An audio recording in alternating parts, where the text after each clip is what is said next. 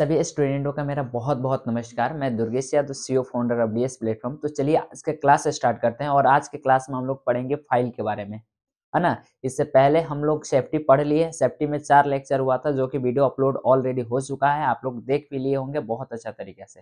ठीक है, चलिए आज जो हम पढ़ेंगे फाइल के बारे में। आप लोग सब कोई फाइल से तो परिचित होंगे ही, क्योंकि इसको हिंदी में कहते हैं रेती। और आई होप, मुझे पूरा विश्वास है कि रेती सब कोई अपने अपने घरों देखे होंगे। ठीक है ना। आइए सबसे पहले इसके पार्ट्स के बारे में बात कर लेते हैं। ये हमारा फाइल है। फाइल का एक फिगर आपके सामने है। जो ये आप पॉइंट देखते हैं, इसको हम कहते हैं टिप। टिप और पॉइंट। टिप और पॉइंट या टो भी कहते हैं इसको। ठीक है ना। टिप, पॉइंट और टो। और ये जो होता है इसका किनारा होता है। क्या होता है? किनारा, साइड। ठीक है, ठीक है ना। और इस पर जिस पर दांतें कटी होती है उसको हम क्या कहते हैं? फेस कहते हैं। ये हमारा रेती का क्या है? फेस है। ठीक है। आगे हम इसके पार्ट्स के बारे में बात करेंगे, हल्का फुल्का यहाँ हम लोग बात कर लेते हैं, उसके बाद आगे। ठीक है ना। और ये जो आप पार्ट देख रहे हो, ये टैंक कहलाता है। ये पार्ट टैंक होता है। ठीक है। और ये पार्ट आप जो देख रहे हो ये शोल्डर होता है। ये क्या होता है? शोल्डर होता है जी। ये पार्ट आप देख रहे हैं ये शोल्डर है। ठीक है। और ये पार्ट जो है शोल्डर है। ठीक है ना। ये आप पार्ट जो देख रहे हैं जिस पर दांतें नहीं कटा हुआ है, ये इसको हम कहते हैं हिल।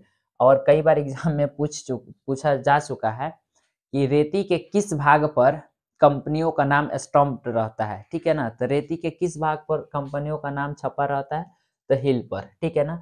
और रेती की जो लंबाई ली जाती है, रेती की लंबाई जो ली जाती है, टिप टिप यानी पॉइंट से लेकर हिल तक के बीच की दूरी को हम रेती की लंबाई कहते हैं। ठीक है ना। ये file, length of file, length of file, है ना। Length of file. ठीक है जी, रेती की लंबाई। ठीक है, लेंथ ऑफ फाइल, है ना। आइए इसके बारे में समझते हैं। इसका हम लोग प्रयोग कहाँ करते हैं? तो धातुओं को काटने के लिए, है ना। ये हैंड कटिंग टूल है जिससे हम किसी धातु को काटते हैं। ठीक है, धातु को काटने के लिए। आइए इसके बारे में टोटल बात करते हैं।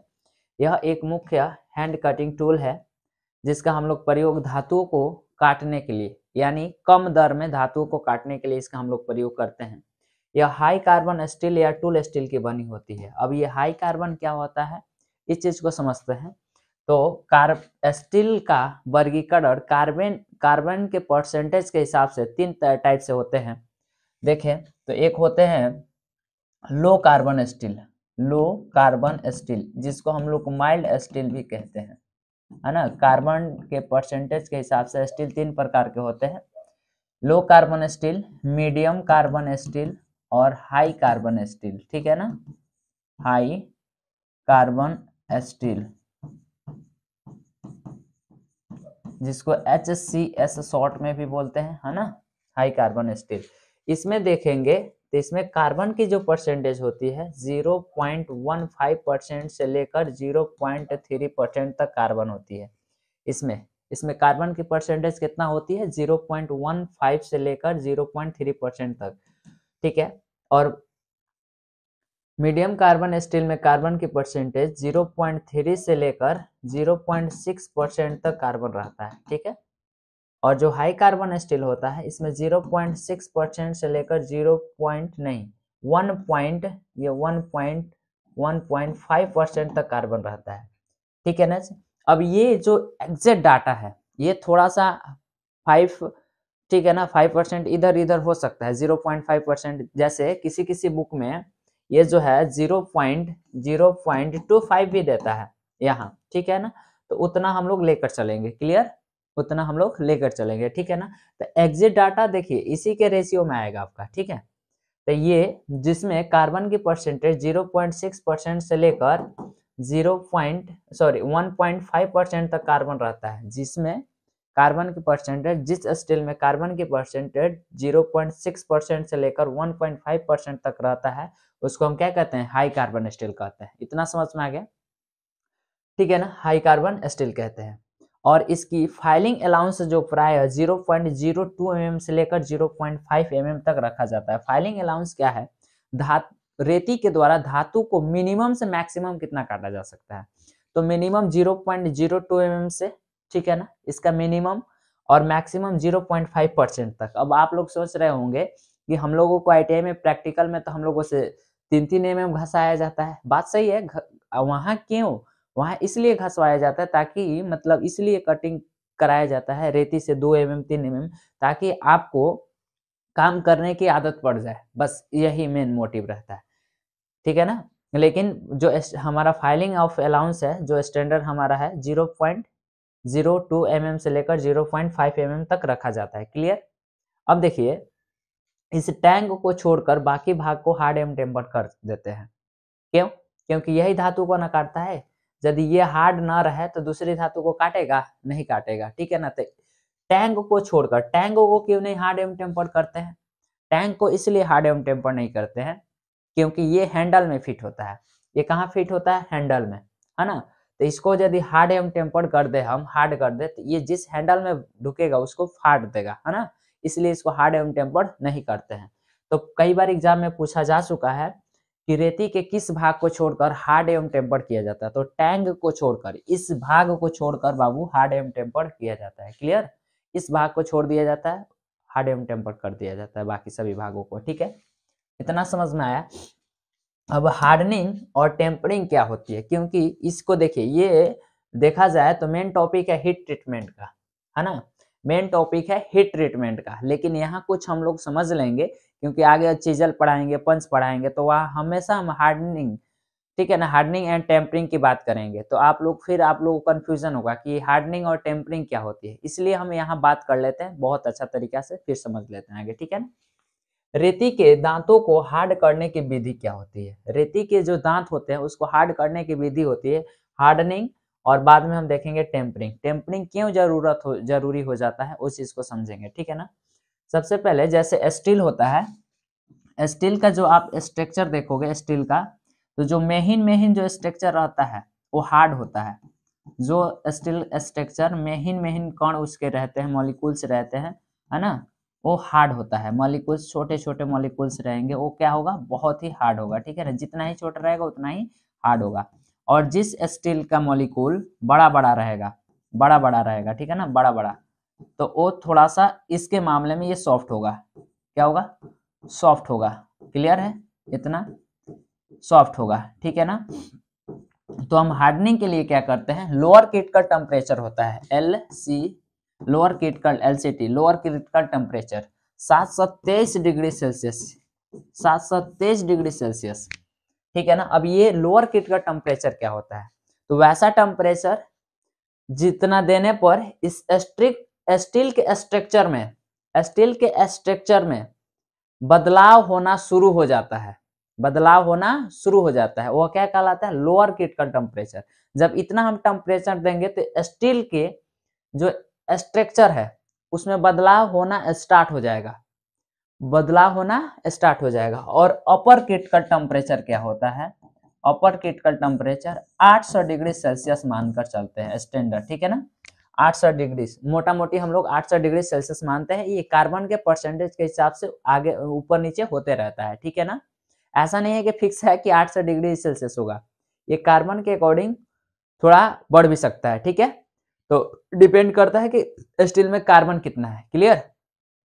तो अपर क्रिटिकल टेम्परेचर हम क्या करते हैं? 727 degree Celsius lower critical temperature होता है, अपर क्रिटिकल टेम्परेचर 800 डिग्री सेल्सियस, ठीक है ना। ये अपर क्रिटिकल टेम्परेचर क्या होता है? तो अपर क्रिटिकल टेम्परेचर जो इसके स्ट्रक्चर में बदलाव होना बंद हो जाता है, एक ऐसा स्टेज जहां स्टील के स्ट्रक्चर में हीट करने के बाद स्टील के स्ट्रक्चर में बदलाव होना बंद हो जाता है। बदलाव होना क्या होता है? बंद हो जाता है। तो इसको हम क्या कहते हैं? अपर क्रिटिकल टेम्परेचर। तो हार्डनिंग प्रोसेस करने के लिए हम क्या कहते हैं? हार्डनिंग प्रोसेस करने के लिए हम लोग क्या करते हैं? देखिएगा, हार्डनिंग प्रोसेस करने के लिए हम क्या करते हैं कि अपर क्रिटिकल टेम्परेचर से स्टील को अपर क्रिटिकल टेम्परेचर से 220 मतलब 20 डिग्री या 30 डिग्री सेल्सियस, यानी सीधे सीधे बोले तो 820 डिग्री या 830 डिग्री सेल्सियस अधिक गर्म करते हैं। इसको स्टील को अपर क्रिटिकल टेम्परेचर से 20 या 30 डिग्री अधिक सेल्सियस गर्म करते हैं। गर्म करने के बाद स्टील को क्विंचिंग मीडिया में ठंडा होने के लिए छोड़ देते हैं। एक चीज और बात याद रखिए, जो स्टील जितना ही जल्दी ठंडा होगा वो उतना ही कठोर होगा। जो स्टील जितना ही जल्दी ठंडा होगा वो उतना ही कठोर होगा। यानी कोई स्टील है बहुत जल्दी ठंडा हो गया तो उसके जो स्ट्रक्चर होंगे एकदम छोटे छोटे होंगे। ये जब छोटे छोटे स्ट्रक्चर होंगे तो ये उतना ही कठोर होगा, बहुत ज्यादा कठोर होगा। क्या होगा बाबू? बहुत ज्यादा कठोर होगा। समझ में आ रहा है ये चीज? हाँ जी, समझ में आ रहा है, ठीक है ना। बहुत ज्यादा कठोर होगा। क्या होगा बाबू? बहुत ज्यादा कठोर होगा। क्लियर? बहुत ज्यादा कठोर होगा, ठीक है ना, क्योंकि इसके जो स्ट्रक्चर होते हैं एकदम छोटे छोटे हो जाएंगे, ये बहुत ज्यादा कठोर होगा। इतना क्लियर? तो 820 डिग्री से 800 मतलब अपर क्रिटिकल टेम्परेचर से 20 या 30 डिग्री अधिक सेल्सियस गर्म कर देते हैं। गर्म करने के बाद इसको क्विंचिंग मीडिया, अब ये क्विंचिंग मीडिया क्या होती है? ठंडा करने के माध्यम, माने संनयन माध्यम, ठीक है ना। ब्राइन सोल्यूशन हो जाता है। ब्राइन सोल्यूशन ज्यादा कुछ नहीं है, नमक और पानी का घोल है, जिसको हम लोग सबसे अच्छा क्विंचिंग मीडिया क्या होता है? Brine solution. वायल हो गया, वायल में भी ठंडा करते हैं। जल हो गया, उसमें भी ठंडा करते हैं, हवा में छोड़ देते हैं ठंडा होने के लिए। जो स्टील जितना ही जल्दी ठंडा होगा, गर्म करने के बाद जितना ही जल्दी ठंडा करेंगे उतना ही वो कठोर होगा। लेकिन कठोर होगा तो उस पर एक गुण आ जाता है, सॉरी एक दोष आ जाता है भंगुरता का, ठीक है ना। भंगुरता हो जाता है। वो जितना ही जल्दी ठंडा होगा तो इस पर क्या हो जाता है? भंगुरता हो जाता है। जो अचानक लोड, भंगुरता में क्या दोष होता है? अचानक लोड को सहन नहीं करता है। जैसे फाइल हो गया, हम फाइलिंग कर रहे हैं फाइल से, ठीक है ना, अब छूट गया, हाथ से गिर गया तो टूट जाएगा, भंगुरता है ना। तो उसको दूर करने के लिए हम लोग टेम्परिंग करते हैं। आगे हम टेम्परिंग की बात करेंगे, समझिएगा, ठीक है ना। भंगुर हो जाता है, जिसके कारण उसको दूर करने के लिए हम लोग टेम्परिंग करते हैं। अब ये टेम्परिंग क्या होता है? टेम्परिंग दो टाइप के होता है, single heated, double heated. Single heated में क्या करते हैं? वही क्रिया करते हैं, स्टील को 830 डिग्री सेल्सियस से अधिक गर्म कर देते हैं, मतलब अपर क्रिटिकल टेम्परेचर से 20 या 30 डिग्री अधिक सेल्सियस गर्म करते हैं, है ना। 20 या 30 डिग्री अधिक सेल्सियस, यानी इस मोटा मोटी बोले तो 830 डिग्री सेल्सियस से लेकर 820 डिग्री, माने 820 डिग्री सेल्सियस से लेकर 830 डिग्री सेल्सियस तक इसको क्या करते हैं? गर्म करते हैं। गर्म करने के बाद पानी में डुबो कर निकाल लेते हैं, ठीक है ना, यानी क्विंचिंग मीडिया में डुबो कर निकाल लेते हैं। ज्यादा देर नहीं रखते हैं, नहीं तो ज्यादा देर रखेंगे तो तुरंत ठंडा हो जाएगा, फिर कठोरता का गुण आ जाएगा, ठीक है ना। तुरंत डाल के निकाल लेते, इससे क्या होता है ना कि जो भंगुर हुआ है वो चीज दूर हो जाता है, ठीक है ना, वो चीज समझिए। और डबल हीटेड में क्या करते हैं? डबल हीटेड में जो अपर क्रिटिकल टेम्परेचर है, स्टील को लोअर क्रिटिकल टेम्परेचर से भी कम में गर्म करते हैं, ठीक है ना। क्या करते हैं? लोअर क्रिटिकल टेम्परेचर से भी कम में उसको गर्म करते हैं। गर्म करने के बाद उसको क्विंचिंग मीडिया में डालकर, ठीक है ना, निकाल लेते हैं। तो ये डबल हीटेड, ठीक है ना, यही प्रोसेस अपनाते हैं। तो ये चीज आपको समझ में आ गया कि हार्डनिंग क्या है और टेम्परिंग क्या है। आई होप आप सभी को आ गया होगा समझ में। नेक्स्ट पॉइंट की तरफ बढ़ते हैं। अब रेती के हार्डनेस की जांच करने की विधि, ठीक है ना। देखिए, रेती के हार्डनेस जांच करने की विधि, जो रेती है कितना हार्ड है, किसी भी स्टील की हार्डनेस जांच करने की ब्रिलनेस आपका हार्डनेस टेस्टिंग मशीन होता है, रॉकवेल हार्डनेस टेस्टिंग मशीन होता है। अक्सर आप लोग सुने होंगे कि फाइल की एचआरसी, ये एचआरसी क्या होता है? हर एक चीज यहाँ समझते हैं, ठीक है ना, एचआरसी क्या होता है, ठीक है। तो आप ये जो देख रहे हैं ये हार्डनेस रॉकवेल स्केल मशीन है, जिस पर दो टाइप के स्केल रहते हैं, स्केल बी और स्केल सी। ये जो स्केल बी है, ये सॉफ्ट मेटल के लिए रहता है, और ये जो स्केल सी है ये हार्ड मेटल के लिए रहता है, ठीक है ना। मोटा मोटी सबसे पहले इसके हम पार्ट्स के बारे में समझ लेते हैं। तो ये जो आप देख रहे हो, ये जो आप इसमें देख रहे हो, ये हैंड व्हील है। ये क्या है? हैंड व्हील है। और यहाँ हम जॉब को रखते हैं, ठीक है ना। ये मेरा इंडिकेटर है, ये मेरा इंडिकेटर है, और ये डायल है, डायल जिस पर ये रीडिंग वगैरह स्केल का रहता है।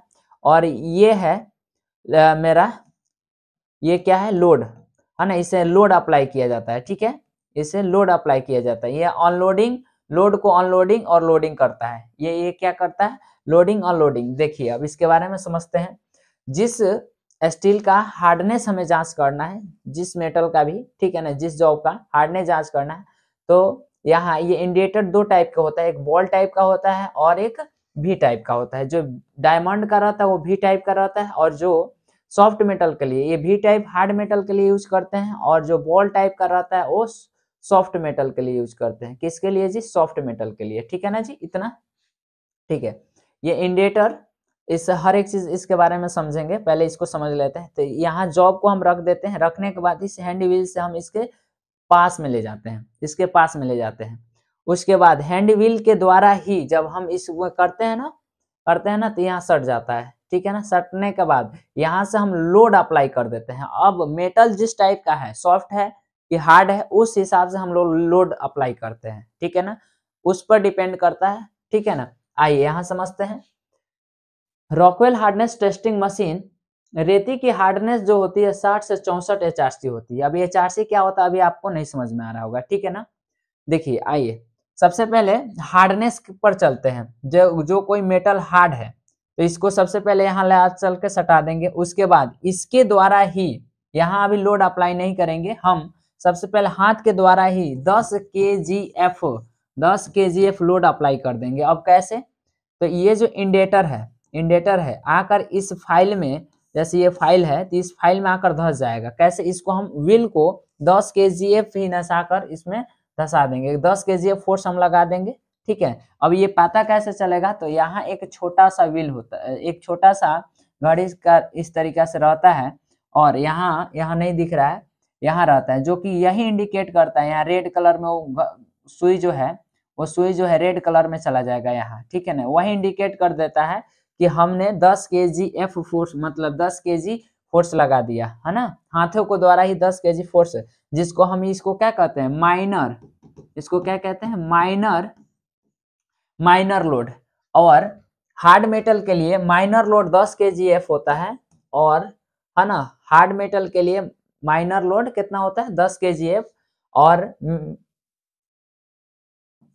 मेजर लोड इसका जो होता है, मेजर लोड ये 150 kgf होता है, 150 kgf हार्ड मेटल के लिए, ठीक है ना। तो लो आप कर देते हैं। उसके बाद यहाँ से 150 kgf लोड अप्लाई करते हैं यहाँ से, ठीक है ना, अप्लाई करते हैं। उसके बाद जैसे ही अप्लाई करते हैं तो ये जो सुई है एंटी क्लॉकवाइज में आकर यहाँ 60 पर रुकता है, और फिर यहाँ से अनलोडिंग करते हैं। तो ये एक बाइक झटका से, देखिए जब अनलोडिंग करते हैं ना तो ये जो है ना सुई एक बाइक झटका से आकर यहाँ 60 पर रुकता है, कभी 64 पर रुकता है। इस तरीका से हम बार बार करते हैं, तो कभी आकर 60 पर रुकता है, कभी 63 पर रुकता है, कभी 62 पर रुकता है, कभी 64 पर रुकता है। इसलिए जो है इसकी हम क्या करते हैं, इसकी रीडिंग जो बताते हैं 60 से 64 HRC। अब HRC का फुल फॉर्म होता है हार्डनेस रॉकवेल स्केल सी। ये स्केल सी पर देखते हैं, इसलिए रॉकवेल स्केल सी। किस पर देखते हैं, सी पर। तो hardness Rockwell scale C, clear है, hardness Rockwell scale C, clear, इतना समझते हैं। उसी तरीके से सॉफ्ट मेटल का भी हम लोग करते हैं। तो सॉफ्ट मेटल के लिए अलग अलग है, वो चीज को भी समझते हैं। तो पहले हम लोग हार्ड मेटल का समझ लेते हैं। तो रेती की जो हार्डनेस होती है 60 से 64 HRC होती है, जिसका फुल फॉर्म HRC का होता है हार्डनेस रॉकवेल स्केल सी, ठीक है। Used for hard metal steel, used for hard steel, इसका रॉकवेल स्केल सी का कब प्रयोग करते हैं, used for hard steel. Load range कितना देते हैं, 10 kgf। कई बार पूछा जा चुका है कि कठोर धातु के लिए माइनर फोर्स कितना लगाया जाता है, तो 10 kgf, कितना, 10 kgf, ठीक है ना। और मेजर लोड कितना दिया जाता है, 150 kg, ठीक है ना। इसका टूल पॉइंट देखेंगे तो डायमंड का होता है। ये क्या चीज का होता है, डायमंड का होता है, ठीक है ना। एंगल इसका देखेंगे तो 120 डिग्री होता है। ये जो भी टाइप का बनता है तो ये 120 डिग्री, ठीक है ना। HRC रेंज जो होता है 0 से 100 नंबर तक। यहाँ आप देखोगे तो यहाँ से देखिएगा तो 0, ये देखो यहाँ 0, 10, 20, 30, 40 करके ये कहाँ तक जाता है, 100 नंबर तक जाता है जी। यहाँ आकर 100 पर खत्म हो जाएगा, ठीक है, 100 तक, ठीक है।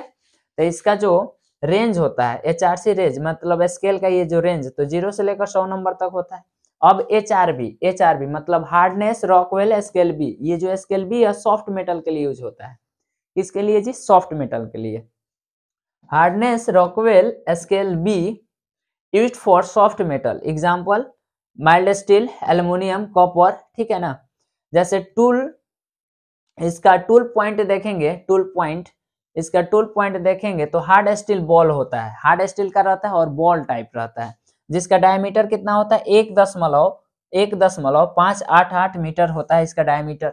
इसका लोड रेंज कितना देते हैं, माइनर लोड रेंज जो देते हैं माइनर वो 10 kgf और मेजर लोड रेंज जो देते हैं 100 kgf, ठीक है ना। सॉफ्ट मेटल के लिए, हार्ड मेटल के लिए मेजर लोड रेंज कितना देते हैं 150 kgf और सॉफ्ट मेटल के लिए 100 kgf, ठीक है ना।